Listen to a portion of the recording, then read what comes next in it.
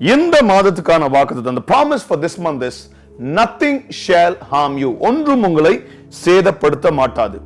லூக்கா 10வது அதிகாரம் 19வது வசனம். Luke chapter 10 verse 19. வசனம் என்ன சொல்லுதுன்னா, ஆண்டவர் நமக்கு அதிகாரத்தை கொடுத்திருக்கார். He has given us authority to trample snakes and scorpions and to overcome the enemy.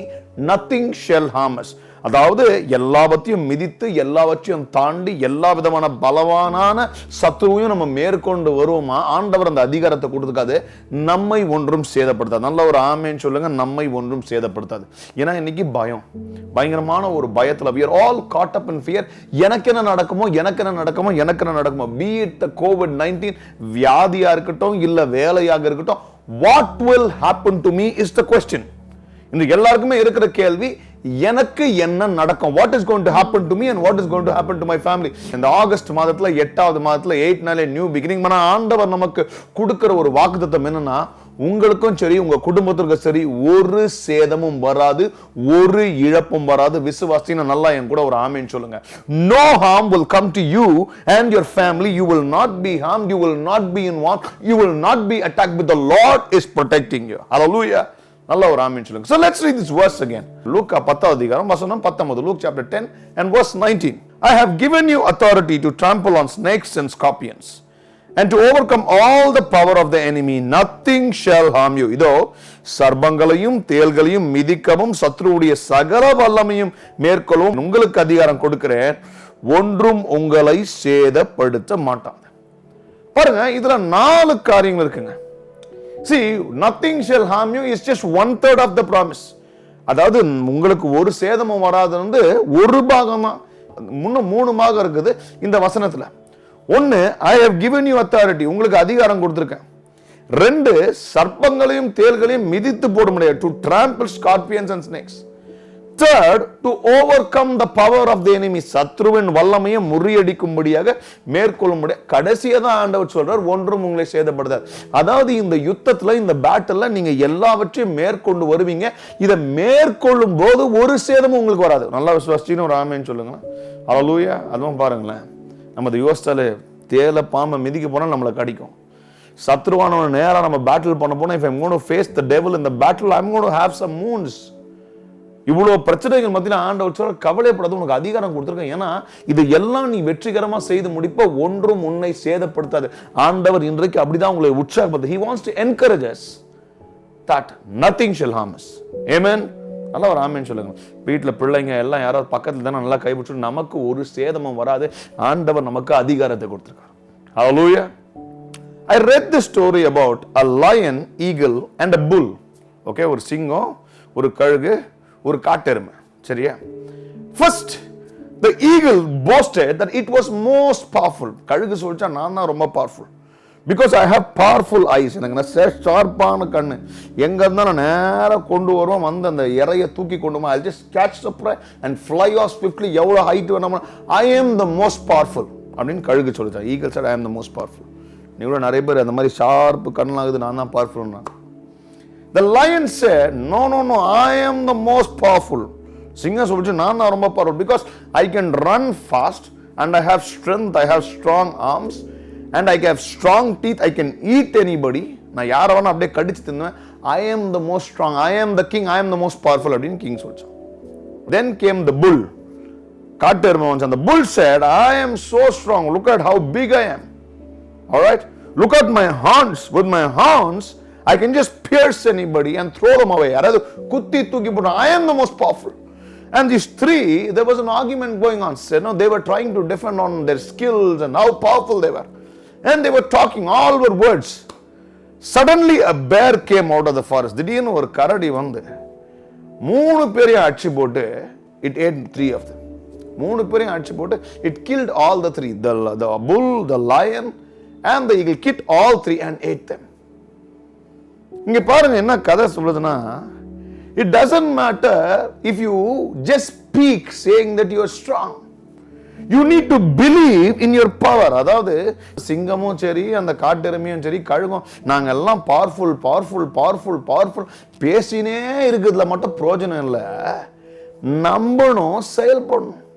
They all spoke, but they did not believe in their own strength. That's why the bear came and ate them all up. அதை மாதிரி நம்மளும் இன்னைக்கு கிறிஸ்தவர்கள் பேச்சுல பாத்தீங்கன்னா நம்மளை அடிச்சுக்க ஆளே கிடையாது. கர்த்தர் செய்வார், கர்த்தர் பாதுகாப்பார், the Lord will take care. எல்லாம் we speak a lot of words. We say the Lord of hosts is with us. சேனைகளின் கர்த்தர் நம்மோடு இருக்கிறார். அவர் இருக்கும்போது யார்? நம்மோடு இருக்கிறவர் பெரியவர். பார்க்கணுமே அந்த வசனங்கள்லாம் அப்படி கோட் பண்ணுவோம் நம்ம. We all speak words, but do we believe in these powerful words? நமக்கு இருக்கிற பிரச்சனை எப்படிதாங்க, நம்ம இந்த வசனங்களை நம்புவதல்ல, பேசுகிறோம். இந்த வசனம்லாம் எனக்கு சொந்தம், ஆண்டவர் வைத்திருப்பதெல்லாம் எனக்கு சொந்தம். Lord has seraphims and cherubims to protect me. அதெல்லாம் பேசுகிறோம். But do we really believe? That's why, because these are only words, the devil comes and attacks us and defeats us. நிறைய நேரங்கள் நம்ம விழுந்து போய் காயப்பட்டு தோற்று போவதற்கான காரணம் நாம் சொல்லுவதை நாம் விசுவாசிப்பதல்ல. இன்றைக்கு ஆண்டவர் சொல்லுகிறார், உனக்கு அதிகாரத்தை கொடுத்திருக்க, உனக்கு கொடுத்திருக்க அதிகாரத்தை விசுவாசி, நீ எல்லாவற்றையும் மேற்கொள்வாய், உனக்கு ஒரு சேதமும் வராது. ஒரு ஆமென் சொல்லுங்களேன். Believe in the authority that God has given you. All this while the world has been dictating to us on what needs to be done, and it's high time we take the authority and dictate and tell the world that this is what it needs to be done. இவ்வளவு காலகட்டமா நம்மளுக்கு உலகமோ நம்மளை சுத்தி இருக்கணும்னா இப்படிதான் நடக்கும், வாழ்க்கை இப்படிதான், உலகம் இப்படிதான், வியாதி இப்படிதான், the body keeps telling us, எல்லாம் நம்ம பார்த்து சொல்லுதுங்க.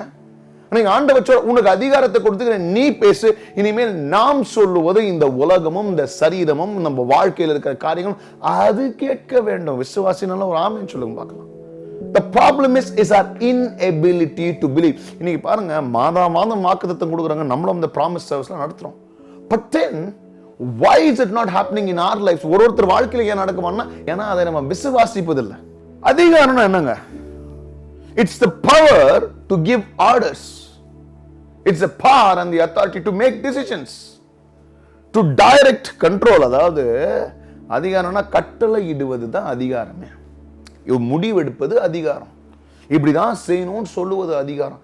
இந்த அதிகாரத்தை ஆண்டவர் நமக்கு கொடுத்திருக்காங்க. வாழ்க்கை நிறைய முடிவுகளுக்கான அதிகாரத்தை ஆண்டவர் நமக்கு கொடுத்திருக்காங்க. வேற யாருங்க முடிவெடுக்கணும்? டாக்டர் ஏன் முடிவெடுக்கணும்?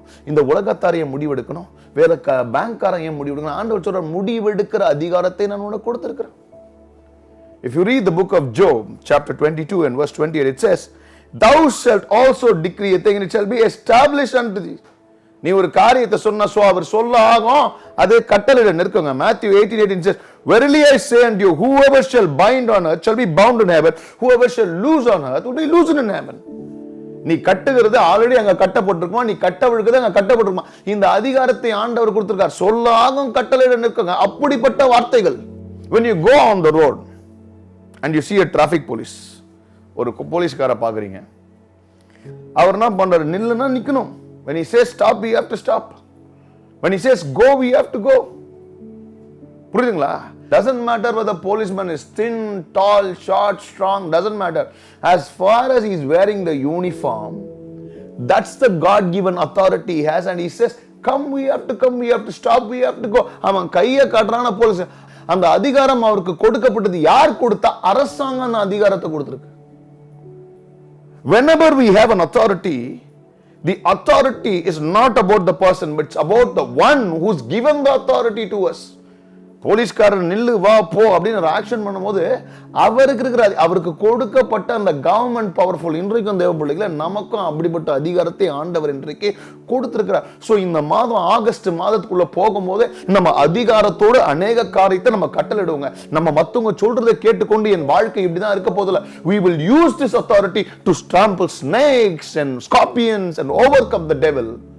இதெல்லாம் பண்ணும்போது நமக்கு ஒரு சேதமும் வராது. எத்தனை பேர் ஆமென் சொல்லுங்க? ஹல்லேலூயா. வீட்டில் பார்த்தீங்கன்னா சில நேரத்தில் கணவர்கள் அதிகாரமாக இதை செய் அதை செய் அப்படின்றவங்க பார்த்தீங்களா? ஆனால் பார்த்தீங்கன்னா ஆஃபீஸுக்கு போனால் அதே கணவர்கள் பயந்துருவாங்க. ரைட்? வீட்டில் எலி வெளியில் புலின்னுவாங்க, சிலர் வீட்டில் புலி வெள்ளை எலி, இந்த மாதிரி மாற்றி மாற்றி எங்கேயாவது ஒரு இடத்துல புலி எலியாக இருக்க வேண்டியதாக இருக்குது. But I want to tell you, no matter what you are, no matter who you are, no matter what size you are in, doesn't matter at all, because it's all about the size of the Lord whom you serve, and it's not about your size. நம்ம சேவை செய்கிற தேவன் பெரியவர், நம்ம எவ்வளவு பெரியவங்கன்னு முக்கியமே இல்லை. ஏன்னா அதிகாரம் அவர் இடத்துல இருந்து. எத்தனை பேர் விசுவாசிக்கிறோம்? ஆமென் சொல்லுங்க. ஹல்லேலூயா.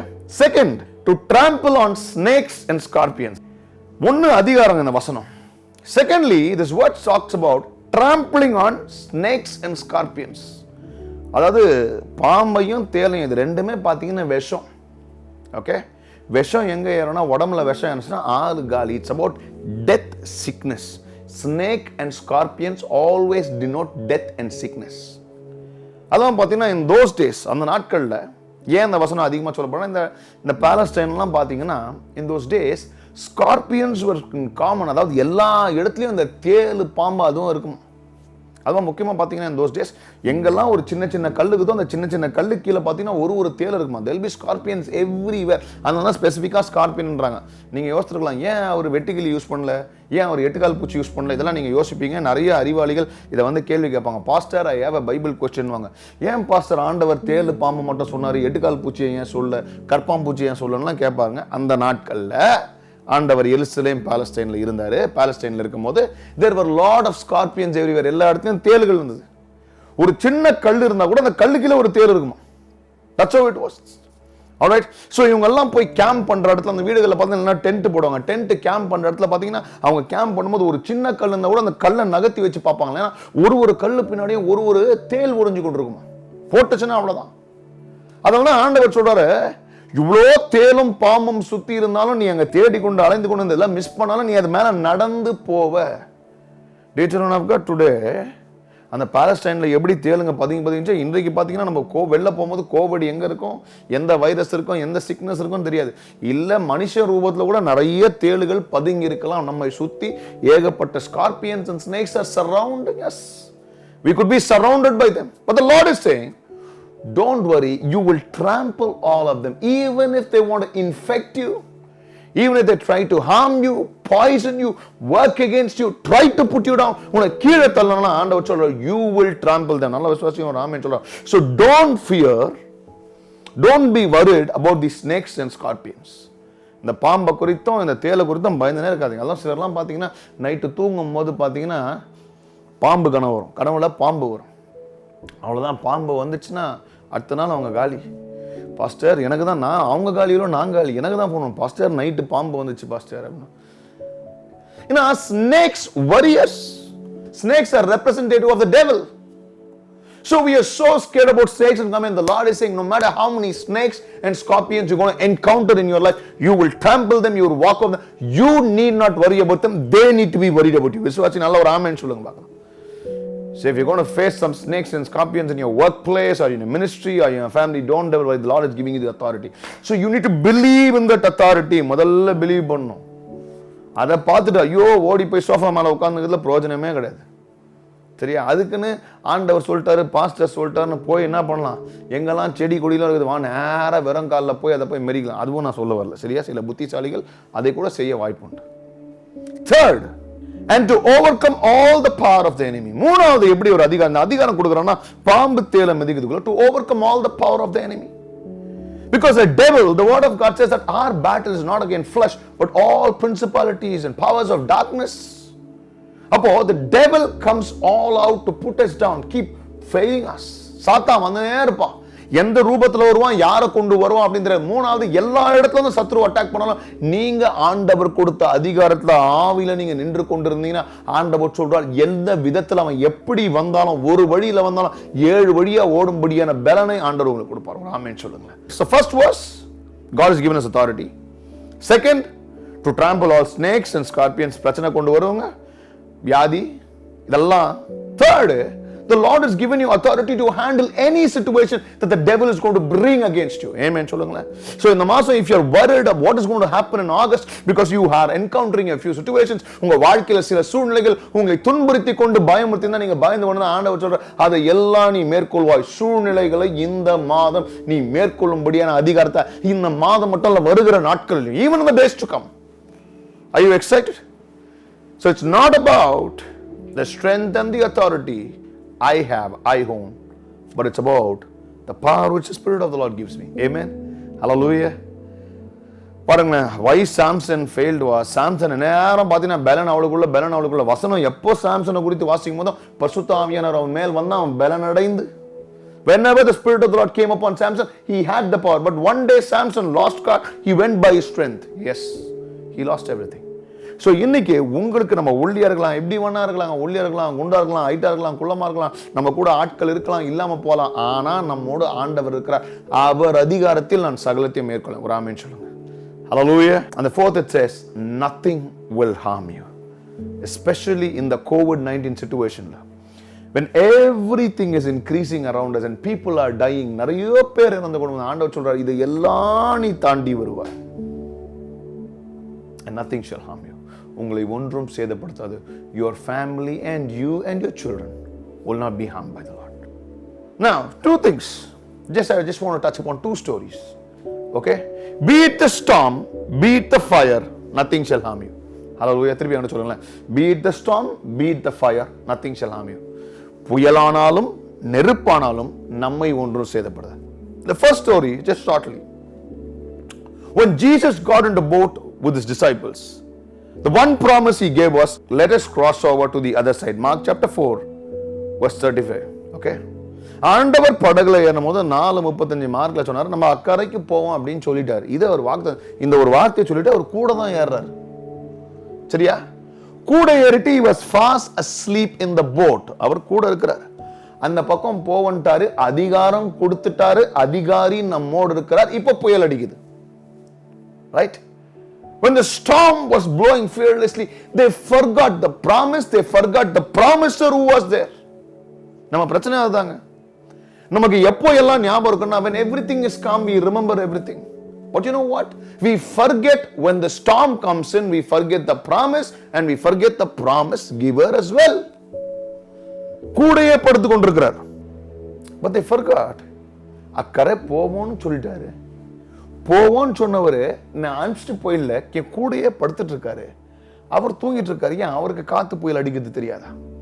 நிறைய பேர் நினைச்சுக்கிறாங்க ஆண்டவர் தூங்குனால பயங்கர தூக்கத்தில் இருக்கிறார்ப்பா ஆண்டவர். பீப்புளோட ஒரு நீங்க அந்த வசனத்தை வாசிக்கணும் யோசிச்சிருப்பாங்க, ஆண்டவர் ரொம்ப டயர்டு, பயங்கர தூக்கத்துல ஆண்டவர் குரட்டை விட்டு தூங்கி கொண்டிருக்கிறார். அந்த குரட்டை சத்தத்துல அவருக்கு புயல் சத்தம் கேட்கல பொழுது. நிறைய பேர் இப்படி யோசிச்சுட்டு இருக்க வாய்ப்பு இருக்கு. Do you think just because he was sleeping, he didn't know there was a storm? He knew. But then he was probably waiting to see the faith of the disciples. Do they trust in his word? And if they trust in his presence, தேவ பிள்ளைகளை இன்றைக்கு உங்க வாழ்க்கையில எவ்வளவு பெரிய புயல் அடித்தாலும், be it the storm, no matter how big the storm is, no matter whether you see it far off or whether it's right now there in your house, I want to tell you the Lord is there with you. He has given you a promise and he is the promise keeper and his presence is there with you. அவர் பிரசன்னம் நம்மோட இருக்குதுங்க. அதனால அக்கறைக்கு போவோம்னா நம்ம அக்கறைக்கு போவோம். கூட பார்த்து சொல்லுங்க, உங்க வீட்டில் இருக்கலாம், கொரோனா கூட நம்ம ஆண்டவர் இருக்கிறாரியா? புயல் அடிச்சாலும் ஆண்டவர் இருக்கிறாரியா? COVID-19 2020 வந்து உலகமே பாய்ச்சாலும் ஆண்டவர் நம்ம கூடயே தான் இருக்கிறாரு. அக்கறைக்கு போவோம்னா அக்கறைக்கு போவோம். 2021 பார்ப்போம்னா 2021 பார்ப்போம், 2050 பார்ப்போம்னா 2050 பார்ப்போம். பிரச்சனைகள் வந்தா அதையும் பார்ப்போம். ஒரு கை ஒரு ஆமென் சொல்லுங்க. Because God has given us the authority. Be it the storm.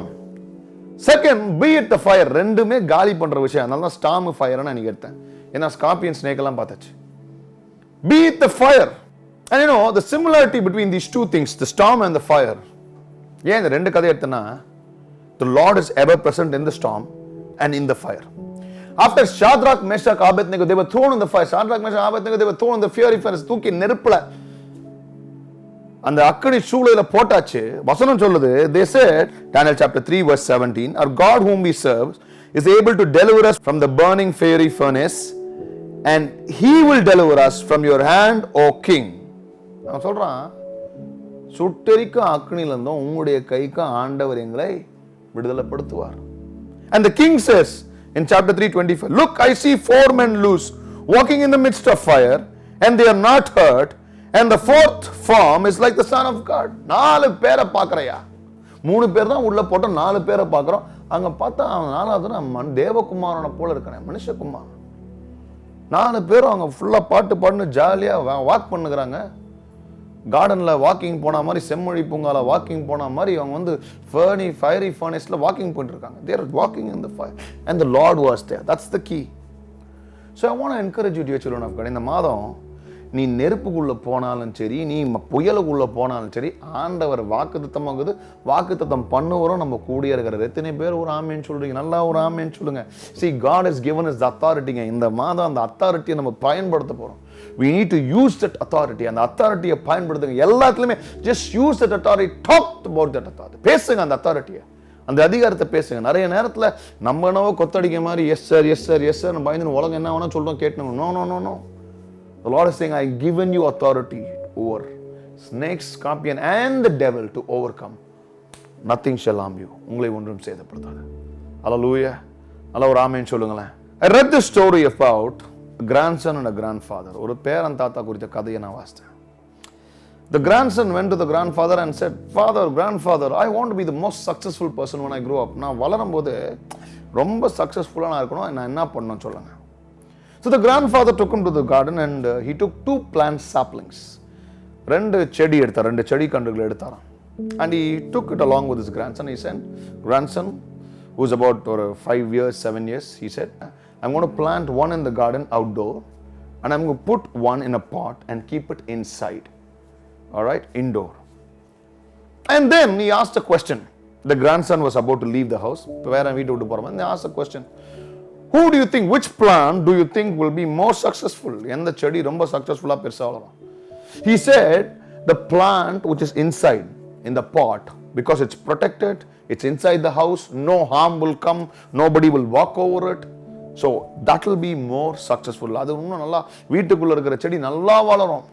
And he went away. And he went away for a long time. He came after many years. All right, he came nearly as an adult or 18 years, teenage boy வரான். He came home. And then he went to his grandfather and he asked him, Grandfather, you still did not answer my question. You asked me a question, but you still did not answer the question. How could I be more successful? நான் எப்படி சக்சஸ்ஃபுல்லா இருக்கலாம்? பதில் ஒன்றும் சொல்லலையே. அப்போ தாத்தா கூட்டு போனார்.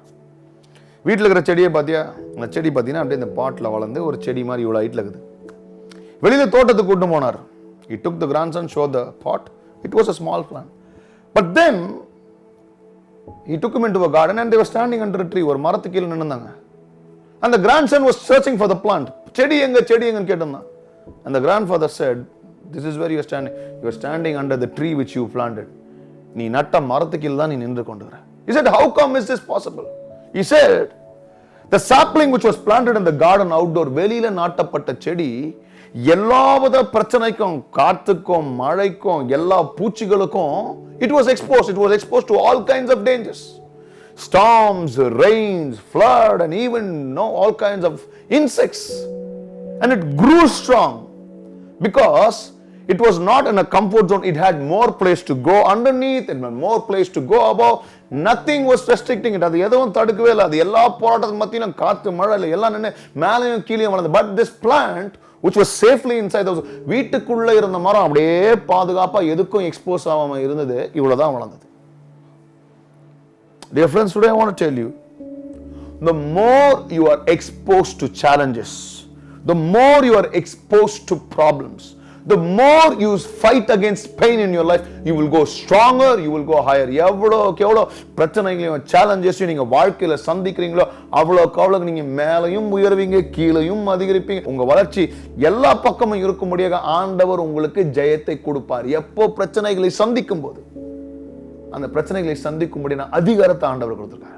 I want to encourage you today, if you want to really be victorious and successful in whatever you're doing and blessed, ஆசீர்வதிக்கப்பட்டிருக்கணும், நான் மேல வரணும்னு எல்லாம் நினைச்சீங்கன்னா, you will be exposed to the storm and the fire, the insects and the wind. But you know what? The Lord has given us authority to overcome everything. So I want to encourage you in this month of August that we have authority to overcome everything and to trample everything and nothing will harm us. ஆண்டவர் எல்லாவற்றையும் மேற்கொள்கிற சூழ்நிலைகளை மேற்கொள்கிற அதிகாரத்தை நமக்கு கொடுத்திருக்கார். ஒன்றும் நம்மையும் நம் குடும்பத்தையும் சேதப்படுத்தாது. விசுவாசிங்க நல்ல ஒரு ஆமென் சொல்லுங்க பாக்க. கண்களை மூடி நாம் இந்த வாக்குத்தத்தத்தை பெற்றுக்கொண்டு let's pray together. Father, Lord, we want to thank you for this authority you given us. நீங்க எங்களுக்கு கொடுத்த அதிகாரத்துக்காக நன்றி ராஜா. சர்ப்பத்தையும் தேலையும் நாங்கள் மிதிக்கவும் ராஜா, சகலத்தையும் நாங்கள் மேற்கொள்ளுவோம் ராஜா, சத்துருவை மேற்கொள்ளுவோம் ராஜா, வாழ்க்கையில ஜெயமாய் நிற்கும்படி அதிகாரத்தை கொடுத்தீங்க. Thank you for the authority you given us. The problem is with us because we have not used this authority. We have left others, Lord, to dictate things in our life. மத்தவங்க நம்ம மேல அதிகாரம் செலுத்தும்படியாக நாம் விடுறோம். ஆனா அந்த அதிகாரத்தை நாங்க கையில் எடுத்துக்கொள். தேவரீர், இன்றைக்கு நாங்கள் நீங்க கொடுத்த அதிகாரத்தை விசுவாசிக்கிறோம். எங்கள் தேவன் எல்லாவற்றின் மேல எங்களுக்கு அதிகாரத்தை, வியாதி, பிரச்சனைகள், சூழ்நிலைகள், புயலா இருக்கட்டும், நெருப்பா இருக்கட்டும், ராஜா, எல்லாவற்றையும் ஜெயம் கொள்ளும்படியான அதிகாரத்தை எங்கள் தேவன் எங்களுக்கு கொடுத்திருக்கார். Father, we receive this authority and we believe that we will overcome the enemy and nothing shall harm us. அப்பா, இந்த நேரத்துல இந்த வாக்குத்தத்தத்தை பெற்றுக்கொள்ள ஒவ்வொருவரையும் நான் ஆசீர்வதித்து ஜெபிக்கிறேன். ஒவ்வொருக்காக ஜெபிக்கிறேன். அதிகாரத்தை அவர்கள் கொடுக்கிற ராஜா, சகலத்தையும் அவர்கள் மேற்கொள்ளும்படியாக I bless them in Jesus name. Amen. Amen. ஆண்டவர் உங்களை ஆசீர்வதிப்பாராக. அதிகாரத்தை மேற்கொள்ளுங்க. We have the authority and we will overcome and nothing shall hurt us. If you like our messages, if you like our sermons and like our church, kindly subscribe to our channel. Press the bell button so that you get notifications. Subscribe பண்ணுங்க, bell button press பண்ணுங்க. உங்களுக்கு இந்த sermon notes வேணும்னா தயவு செய்து எங்க வெப்சைட்டுக்கு போங்க. Fill in the form. You will get the sermon notes. newcomer form fill பண்ணுங்க. We will want to pray for you. அதே போல அப்படி இல்லைன்னா இந்த வாட்ஸ்அப் மெசேஜுக்கு அனுப்புங்க. If you want to give your tithes and offerings, kindly do it online. The details are mentioned. All right, God bless you. ஆண்டவர் அதிகாரத்தை கொடுத்திருக்கார். பெற்றுக்கொள்ளுங்க.